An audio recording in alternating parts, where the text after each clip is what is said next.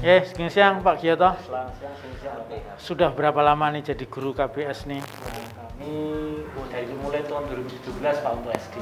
Nah. Sudah sekitar 4 tahun ya. Oh. Ada pengalaman-pengalaman yang diperoleh ketika melayani konsultasi para siswa maupun orang tua? Iya. Pada awalnya, awal dulu kita ini mengelola KBS online itu mereka mengirim pertanyaan melalui web. Kemudian mereka kami menjawab di sini sebagai narasumber, memberikan konfirmasi terhadap pertanyaan-pertanyaan yang diajukan. Pertanyaannya menyangkut tentang apa, Bian? Mata pelajaran terutama yang diujikan. Sebenarnya yang pernahkah mendapatkan pengalaman pertanyaan-pertanyaan yang memang sulit atau memang yang aneh tuh? Nah. Pernah, Bapak? Apa itu? Jadi nampaknya yang masuk ke KBS ini tidak hanya siswa.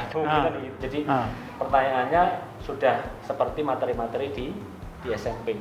Oh, orang SMP masuk itu ya? Dalam satu soal itu kita harus melalui beberapa langkah. Mungkin 3 atau bahkan 4 langkah baru kita bisa menemukan jawaban. Iya. Selama ini yang bertanya itu anak-anak di kota Jogja atau di DIY atau se-Indonesia atau mas dunia? Oh iya, jadi dari tahun 2017 pengalaman yang kami rasakan khususnya SD, karena kebetulan juga web KBS itu juga di-share ke ke media sosial juga Pak. Sehingga yang masuk memang pada awalnya itu banyak yang dari guru siswa-siswa di kota. Tapi kemudian berjalan ke sini yang dari Kabupaten Bantul, DIY, bahkan ada yang memantau dari luar DIY, Pak. Ya, ini tadi Pak Giyoto yang mengampu pelajaran matematika untuk SD ya. Nah, sekarang kita mau bicara lagi dengan yang lain, guru SMP. Ya, menurut ya Mas ya. Ya, selamat siang Pak Herman. Oke, selamat siang Pak. Pak Herman dari sekolah ngajar di mana? Saya mengajar di SMP 2 Pak. SMP 2 Jogja ya? Iya. Mengajar IPA. IPA? Ya. Terus di KBS mulai kapan? Dari tahun 2008. 2008? Udah lama sekali berarti ya? Jadi 2008 sampai 2021. Sudah. Pengalamannya panjang banget berarti ini ya? Iya Pak. Pengalaman apa yang didapat ketika menjadi guru KBS untuk melayani seluruh siswa dan orang tua ini? Iya Pak. Jadi kami dari 2008 itu melayani persiapan ujian nasional waktu itu. Ada 2 di tahun 2008 itu ada siaran di Radio Anak Jogja. Oh, itu di Taman Pintar ya? Iya, waktu di Taman Pintar. Kemudian kita juga menjawab melalui website.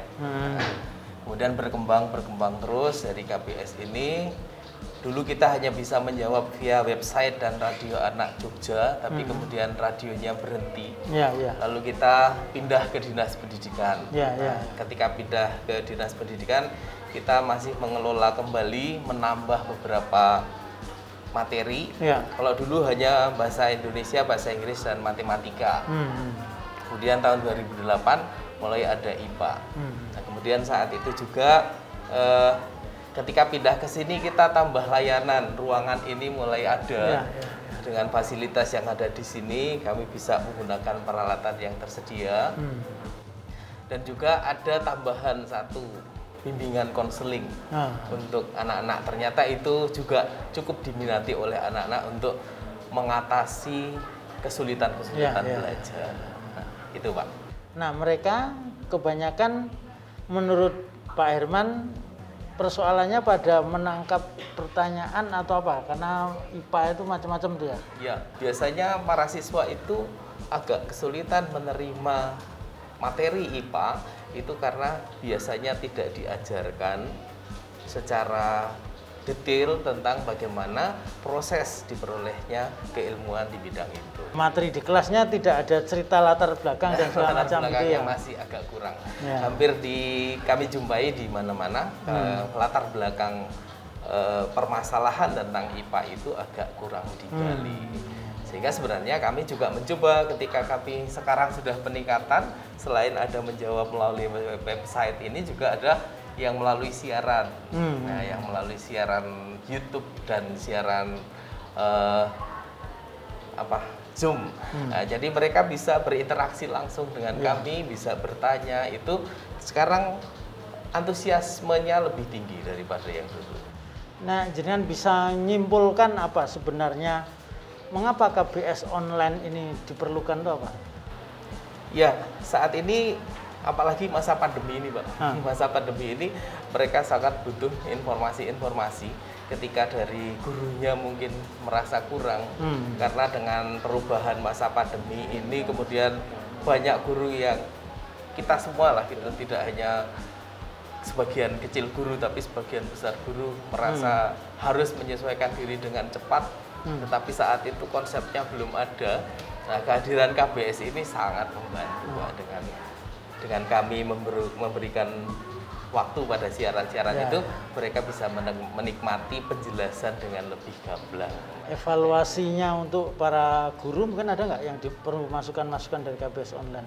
Dari guru mungkin lebih meminta kepada anak didiknya untuk selain mengikuti pelajaran yang diberikan oleh guru tersebut juga menimba ilmu di tempat lain. Salah satunya adalah KBS merupakan sarana yang tepat untuk menimba ilmunya. Ya, pemirsa, ini tadi pengalaman dari para guru yang masuk dalam tim KBS, terutama mereka yang selalu standby untuk menjawab semua persoalan-persoalan yang dialami oleh para siswa maupun orang tua, baik SD maupun SMP. Ini merupakan juga sarana evaluasi.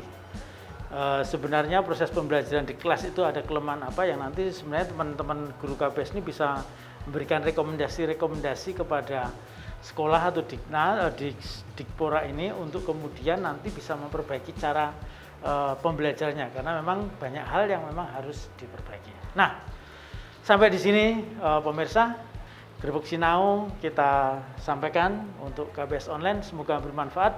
Kita bisa belajar di masa pandemi ini, kita juga bisa melihat ternyata dengan memberikan layanan konsultasi secara online ini saat ini menjadi tren.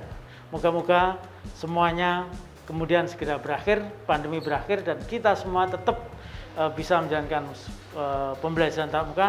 KBS online masih setia untuk mendampingi konsultasi mata pelajaran yang ada di sekolah masing-masing.